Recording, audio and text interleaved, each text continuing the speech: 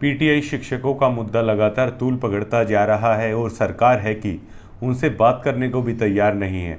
लेकिन लगता है कि हटाए गए बर्खास्त पीटीआई शिक्षक भी आर पार के मूड में हैं। इसी कड़ी में तो पीटीआई शिक्षकों का प्रतिनिधिमंडल आम आदमी पार्टी के राज्यसभा सांसद सुशील गुप्ता से उनके कस्तूरबा गांधी रोड स्थित दिल्ली आवास पर मिला। सुशील गुप्ता और बर्खास्त पीटीआई शिक्षकों के बीच लगभग 15 मिनट तक सकारात्मक बातचीत हुई। सुशील गुप्ता ने पीटीआई शिक्षकों की बात को बारीकी से समझा जाना और राज्यसभा सांसद ने बर्खास्त पीटीआई शिक्षकों के धरने स्थल जज्जर आने का निमंत्रण स्वीकार किया। साथ ही साथ बाद में मीडिया कर्मियों से बातचीत में राज्यसभा सांसद सुशील गुप्ता ने कहा कि सरकार ने 1983 पीटीआई हटाकर केवल इनके साथ नहीं बल्कि इनके साथ जुड़े हुए उनके परिवारों के साथ भी अन्याय किया है। आइए आपको दिखाते हैं। मिलने आए हैं और कल एक जो रैली करेंगे उसमें आपको न्योता भी दिया है। देखिए, इन फिजिकल एजुकेशन टीचर्स के साथ में जुल्म हुआ है। आम आदमी पार्टी इनके साथ खड़ी है। आज 10 साल के बाद नौकरी से अचानक हटा देना, कोरोना के इस दौरान में बच्चों को सड़क पर खड़ा कर देना, इनकी क्या गलती थी? 10 साल इन्होंने पढ़ाया, लगन के साथ पढ़ाया, सब क्वालिफाइड है, योग्यता उनकी सर्विस के आधार पर है। पहले 6 साल के अंदर भर्ती प्रक्रिया पूरी की सरकार ने। 6 साल पहले 10 साल 16 साल से ये लाइन में लगे। 6 साल इनको लगातार कभी इनका रिटर्न टेस्ट लिया गया, कभी इनके फिजिकल इंटरव्यू लिए गए, कभी ऑरल इंटरव्यू लिए गए। ये सारे प्रक्रिया अपनी पूरी करके सरकार ने नौकरी पर रखा और आज अचानक कह दिए कि आपकी नौकरी अवैध है। अरे नौकरी अवैध है, आप इनका दोबारा कुछ आपके कोई प्रक्रिया में गलती हुई है, आप दोबारा प्रक्रिया पूरी कर लो। आपने इनका कोई इंटरव्यू दोबारा लेना, दोबारा देख लो, इनके पेपर्स में कोई कमी है तो दोबारा देख लो, इनकी फिजिकल फिटनेस में कोई कमी है तो दोबारा देख लो। अचानक आप सड़क पे खड़ा कर दो, ये बहुत गंभीर विषय है।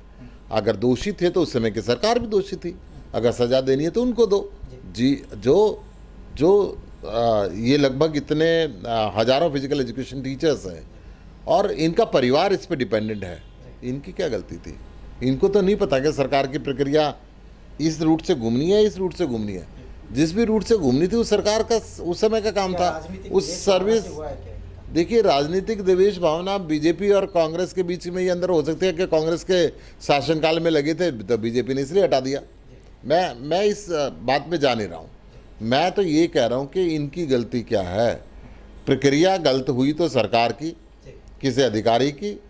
जो व्यक्ति सर्विस पे लगा, मान लो मैं आज किसी को सर्विस पे लगाता हूँ और कल ये कहता हूँ कि मेरा सिलेक्शन का प्रोसीजर ठीक नहीं था इसलिए आपको नौकरी से हटा रहा हूँ, क्या सरकार मुझे किसी को नौकरी से हटाने देगी? मेरी इंडस्ट्री में लगे, मेरे किसी इंस्टीट्यूशन में लगे, सरकार कहेगी नहीं, 10 साल से आपने नौकरी पर रखा, आप इसको नहीं हटा सकते, आप अपनी प्रक्रिया को दुरुस्त करें। सरकार अपनी प्रक्रिया को दुरुस्त करे। सरकार 10 साल के बाद अचानक हटा दे तो एक ही देश में 2 कानून क्यों? मैं ये कहता हूँ कि लोग ये मान के चलते हैं कि प्राइवेट सेक्टर से गवर्नमेंट की नौकरी ज़्यादा सुरक्षित है। तो आज तो हरियाणा सरकार ने ये सिद्ध कर दिया कि प्राइवेट सेक्टर की नौकरी फिर ठीक है, सरकार की नौकरी में आधी रात को निकाल सकते हैं। कल इनविटेशन दिया है, कल पहुंचेंगे? कल मुझे इन्होंने बताया कि प्रदर्शन कर रहे हैं, एक रूट प्रदर्शन निकालेंगे भी और मैं इनके अंदर शामिल होऊंगा।